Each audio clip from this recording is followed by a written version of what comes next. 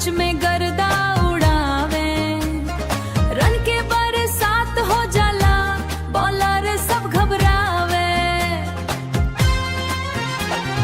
राशिद खान जब गेंद घुमावे, बैट्समैन समझे ना पावे, हार के डर से विरोधी टोली पहले से कांपत आवे। स्टेडियम में बाजे ढोल नगाड़ा, फैनवा नाचे, जीटी के जीत देख के राजा दिलवा जाए घूम के।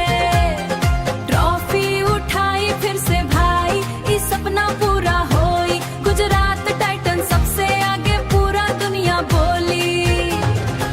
जीटी जीटी नाम बा भारी, मैदान में सब पे पड़ेला भारी। शुभमन गिल कप्तान हमारा, शुभमन गिल कप्तान हमारा, जीत लिहे के बाद तैयारी। छक्का उड़ेला आसमान में, फैंका उड़ेला आसमान में, फैन बोले बरवाह रे भाई। गुजरात टाइटंस जब खेले पूरा इंडिया साथ निभाई।